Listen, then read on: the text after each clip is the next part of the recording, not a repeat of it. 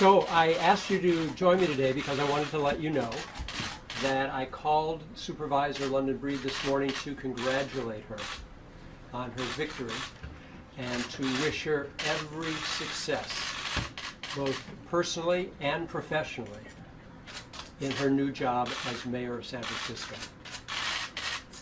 And she was very gracious and said that recognizing the serious challenges facing our beloved city today, that she was going to need all the assistance that she could get in making sure that we're successful in moving our city forward. So it was a very positive conversation. She is a remarkable young woman. She is going to do a very fine job, and we all wish her the best because her success is San Francisco's success. I also wanted to take a moment to thank all of the other candidates in the race. Every one of them brought their own and unique personality, their own life experiences and expertise and accomplishments, and thoughts as to how we should best address the challenging issues of homelessness and housing affordability, increase in property crime. Fuck you, sexual harasser! And that's what we love about San Francisco. I thought that was for me, but anyway. I don't know why she thought it was for me.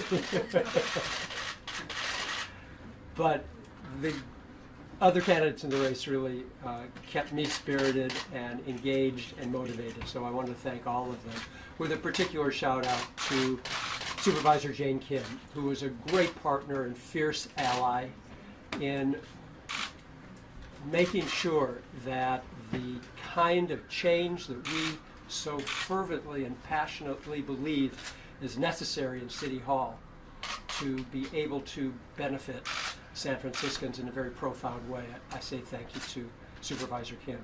And then to everyone who participated. We had expectations of as few as 35% of eligible voters, of registered voters, voting on Election Day. And that number is closer to 50%.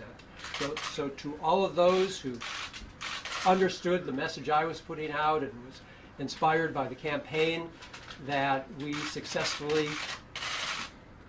put forward, I want to thank all those voters. And for all the voters who didn't vote for me, but got those numbers up to 50%, I want to thank them too. Because having greater participation in our democratic process, in our election process, that is what will save not only this city and state, but this country. We've got to re-engage people in the democratic process, or what we see happening nationally, just as recently as 2016, is going to be our future. But we see that changing already through the primaries of this year. We've seen great voter participation, candidate participation, and that is all very, very healthy for the system and for the well-being of our country. Mark, what happened? Was San Francisco ready for a more moderate candidate and wanted to steer away from the more progressive candidate like yourself and Jane Kim? I know you're asking me that so I can shoot it down, because it's in many ways a too simplistic approach to the results of this election, and also does an injustice to the nuances and complexities of the debate we've just been through. If you want to look at what San Francisco voters were saying on June 5th, if you look at the mayor's race, you got to look awfully closely to see who won. But in the District 8 race, Raphael Mandelman's resounding success. If you look at the important ballot measures from Prop A, which will allow us to be further independent of PG&E and creating our new sustainable energy of the future. If you look at Prop C, which I know is still very close, but looks like it will pass so that we can have affordable and quality child care for all. Proposition E, $12 million in a very distorted fashion by R.J. Reynolds to continue to destroy the health of our next generation because of their attempts to further addict this country to tobacco. Prop F, such an important measure, access to legal counsel for tenants who are at risk of eviction. And of course, Prop G, so that we can raise a little bit of extra money through parcel tax so our teachers won't be among the lowest paid in the Bay Area and in the state. And then Prop H, which was ill-conceived and ill-fated, was an attempt to undermine our entire commission process and how the municipal government operates through deliberation.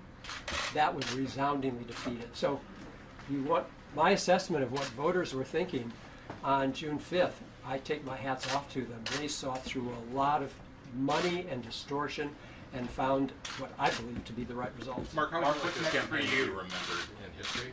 Sorry? How would you like this campaign to be remembered in history, your campaign? A couple answers to that, Scott. Can you look towards the cameras? Sure. It's just that Scott's got such an attractive being about him.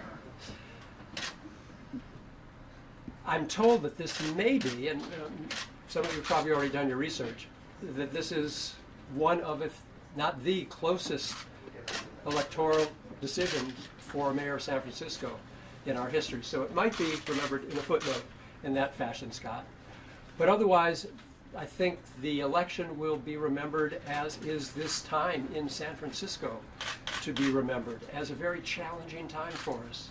You know, the old notion of Tale of Two Cities is too cliche at this point, but we have the best and the worst of worlds going on right now. We've got venture capital from around the globe pouring into our little city because of the genius here and the creativity, the innovation, the entrepreneurship. This is the place that people want to put smart money right now, because so many people are doing so many exciting things.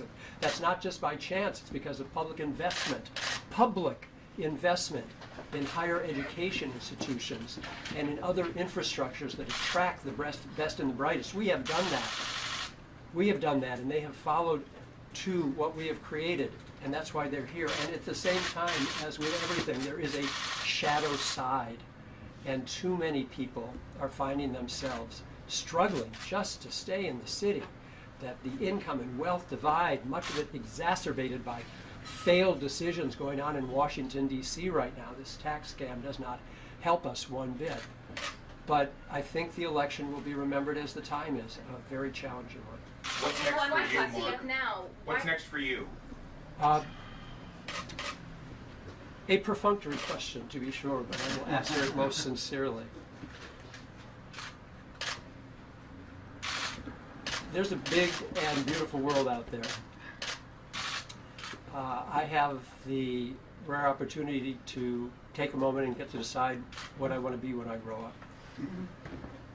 My life has been all about community and then public service, and I don't think that's going to change anytime soon. Will you run again? Or anything? That is a question to be answered on another day. Thank you for coming. We're not taking any more questions now, I think. We're just Zoe do rules. Three, but thank you guys What's for the coming. choice, the alliance that you made with Jane? We're not taking... I'm happy to take the question, but that's okay. Quite I appreciate the concern. Sorry? Someone else, you already Go asked. ahead. Well, why compete now? The Department of Elections is still tallying. Why not ask for a recount? Why not wait? It's our view of the votes, as we have seen. Last time you were all here, I had a 1,200 vote lead. Every day since then, that lead has eroded. We are now London Breed is well over 1,700 votes up. We haven't seen a day that it hasn't gone in her direction. We're now down to fewer votes than we had a week ago, and just doing the math, we do not see that it is likely to change. So, Mark, to we take it clarify, today. Yes. are you looking at running for mayor in 2019 then? No, to clarify, I said that's a decision for another day.